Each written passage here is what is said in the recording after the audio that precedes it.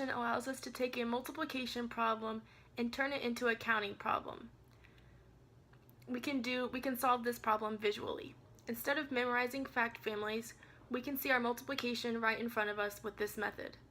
When we use line multiplication in the context of a large problem, we can see that this method helps if you do not know your multiplication facts. When you write these lines, you will notice that these lines aren't really much different than how we write things in numerals. The 1 in the following problem, for example, isn't really a 1, it's a 100. And the 1 line on the left really isn't 1, it's 1 line of 100, or if there were multiple lines, there would be 1 line of 100 each. This method goes along with the partial products algorithm. Next, I will show you how I will explain this to my students.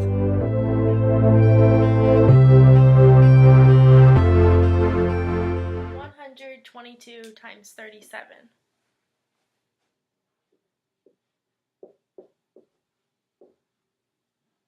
So first we're going to look at each digit's place value.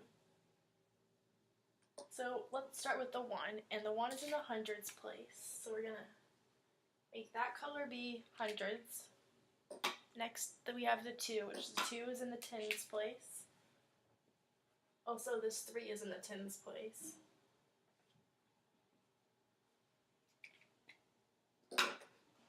Then for the ones place we have this 2 and this 7.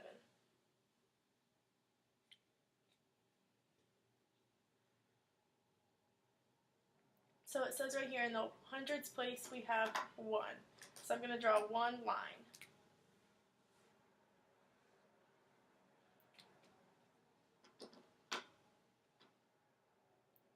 In the tens place we have a 2, so I'll leave a little bit of space and I will draw 2 lines in blue, because we said blue was going to be our tens.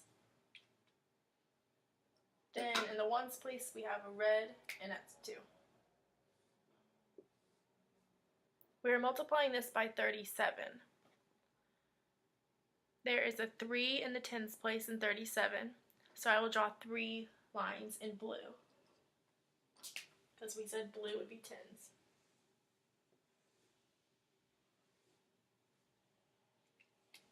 And for the ones place we have a 7, so here's where I will draw 7 red lines.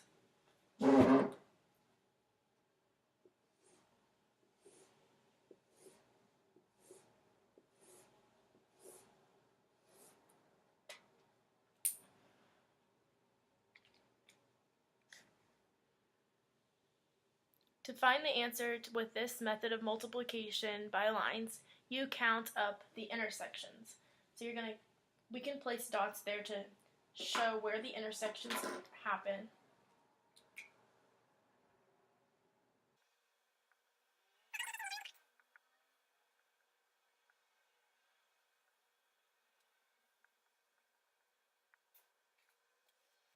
Now to continue this problem, we're going to see how many dots are in each section.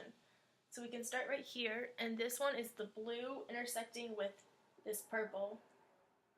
So the purple, it was the hundreds. So this is saying hundreds multiplied by the blue, which is tens. So we know that hundreds times tens is thousands.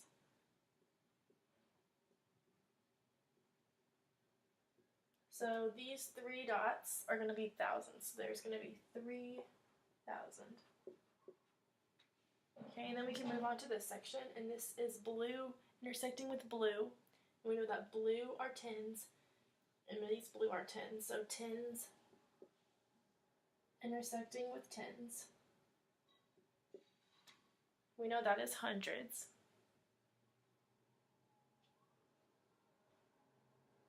So now we can count up how many intersections we have where the blue intersects with the blue right here. And that would be 6. So there's 6 hundreds.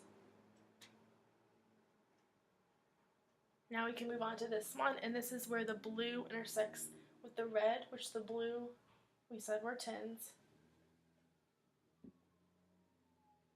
and the red are ones. So tens times ones would be tens.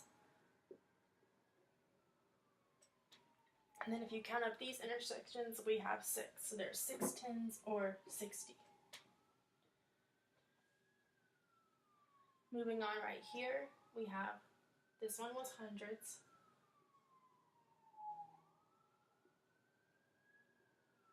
Intersecting with the red, which were ones. Hundreds and ones make hundreds. And if you count up the dots, we have 7, so there's going to be 7 hundreds.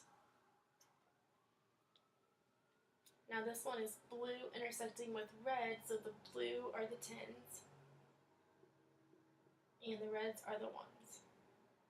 So we know that 10 times ones equals tens. And if you count the intersections, you have 14 tens, or 140.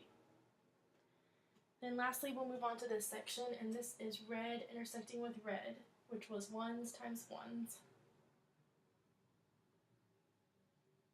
And we know that that makes ones. And if you count up the dots, there are 14.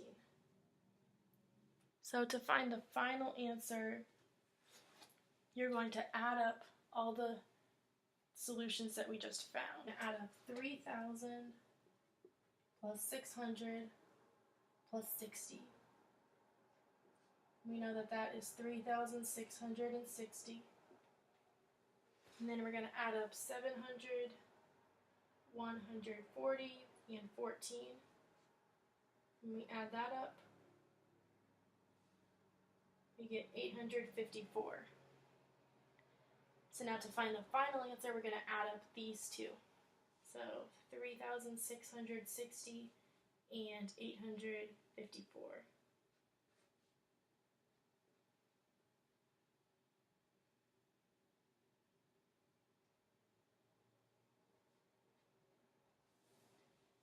And that's how we find our final answer of 4,514.